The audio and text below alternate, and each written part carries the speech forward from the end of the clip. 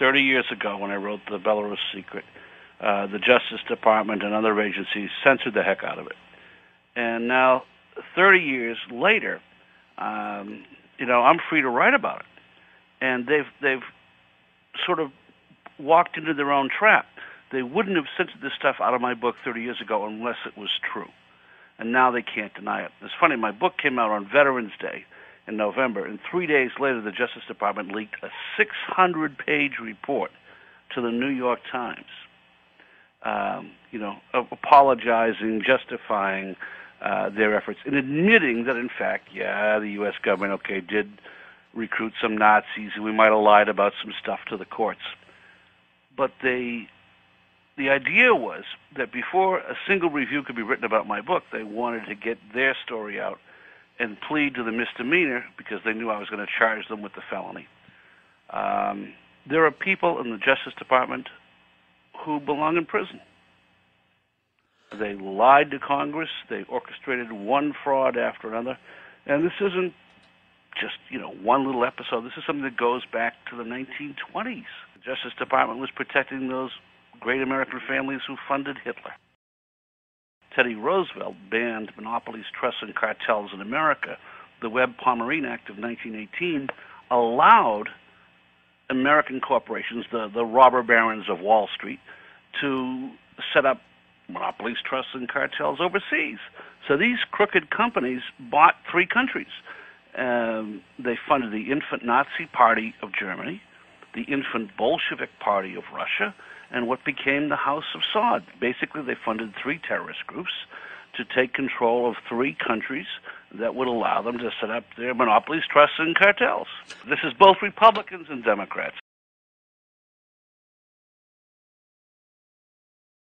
Remember the Truman Dewey race? Well, Dewey's campaign manager in New York was Allen Dulles. And Dulles had been promised by Dewey as soon as he won, Dulles would head up a new agency to be called the CIA. Dulles had already started hiring his buddies. Dulles' idea was to cover up his clients' Nazi investments under a shroud of national security. Big problem when Truman got reelected. So for a while there, we actually had two CIAs, one that worked for the President Truman and the Democratic Party, and the other, called the Office of Policy Coordination, OPC, that worked for the Republicans and Allen Dulles. And for 4 years we had two CIAs in America, one that hunted Nazis, one that recruited them. And things got worse when Eisenhower was elected, because Eisenhower put the Dulles brothers in charge of everything. One brother became head of CIA, the other became head of the State Department. And they just turned the faucet and let the Nazi war criminals come into America by the droves. Now, the worst thing they did was to bring in the Arab Nazis. And boy, there's a scandal and a half. My first boss at this new Nazi hunting unit that President Carter set up was a guy who had been one of the bankers prosecutors at Nuremberg. His name was Walter Rockler. He's now passed away. But Walter told me that the Nuremberg trials were fixed, that something had gone on. And so my secret assignment from him was to find out what had happened, who had fixed the Nuremberg trials, and why. And, what I found out was this whole history of, the Wall Street robber barons and how they got involved. So it was, I wore two hats. Officially, I was investigating Belarusian Nazis in America, but they were just a case study and a cover-up for my real job, which is to find out, how the American investors got their money into Nazi Germany and got it out again. What Roosevelt wanted to do was to use the bankers' trial to have the German bankers point the fingers at their American partners. And then that would cause a public outcry, and Roosevelt could put the American robber barons on trial for aiding the Nazis for treason. Giving aid and comfort to the enemy in time of war is treason.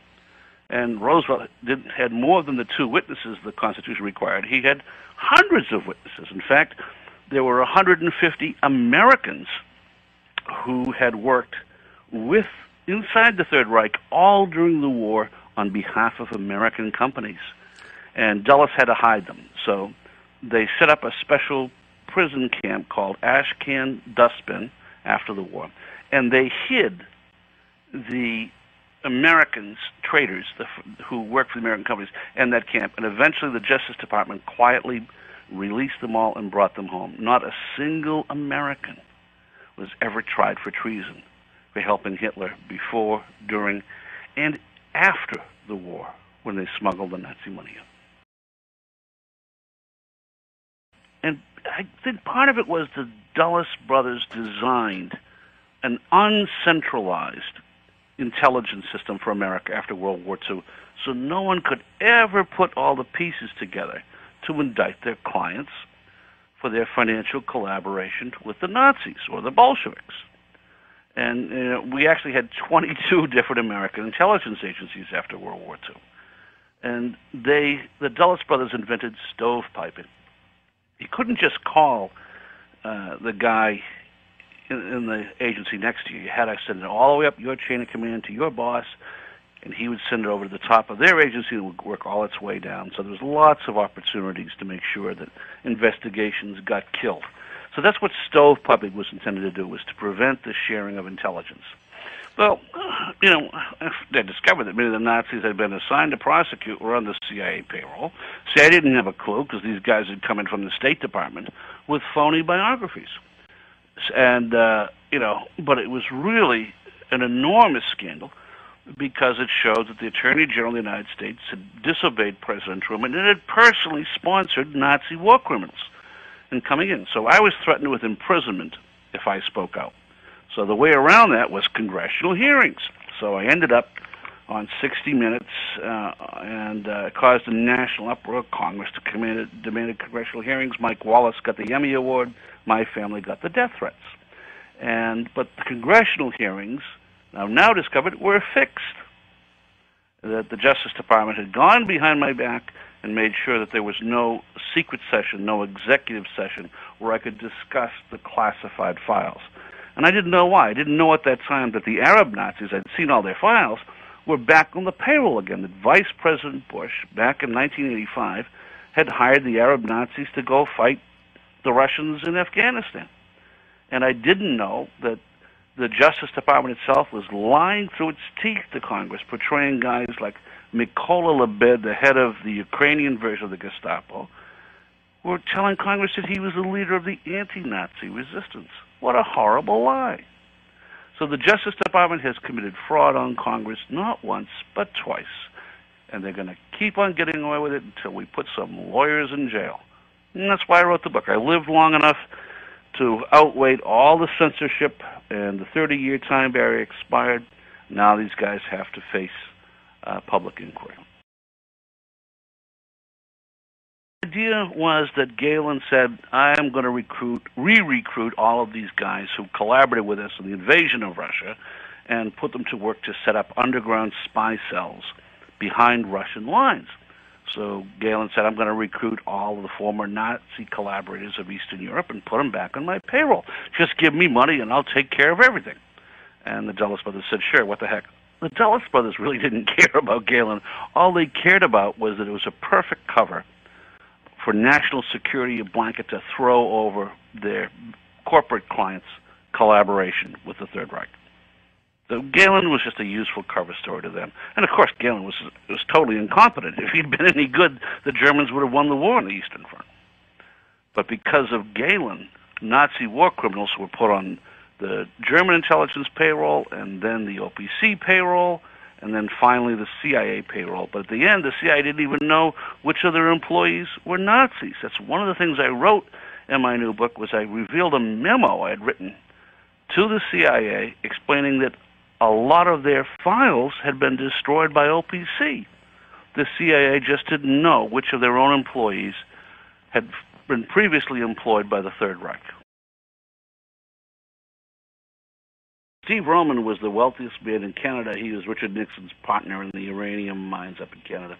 And Roman found out that I was working with Canadian Broadcasting Corporation on a documentary about the Pope's visit to Canada. But we were watching the Pope filming the Pope dedicating a new Slovakian cathedral in Canada, and we were zeroing in all the Nazi war criminals in the audience. It was a real scandal. So Roman, being a Slovakian, wanted the whole thing canceled, and he threatened to tie up CBC with years of litigation and wreck their budget. They're like their equivalent of, NPR. And the cowardly Canadians backed down, and the show never aired. A good friend of mine, Claire Regay, she and I is been working on an independent documentary film for the last 5 years, and it's very powerful. It goes through all the declassified documents now showing how America's finest families funded Hitler. And the film will be released next year, and I think it's going to cause an international scandal, because with it will be a website with all the new documents showing exactly how this stuff happened. Now, just last year, all of a sudden, all of Claire's bank accounts were seized by the IRS. No notice, no trial, nothing. And, luckily she had independent funding to get good lawyers, and that nonsense was stopped. But for a while there, we were afraid that the American documentary was going to go the same way as the Canadian documentary, just get, buried. But I think the truth is going to come out.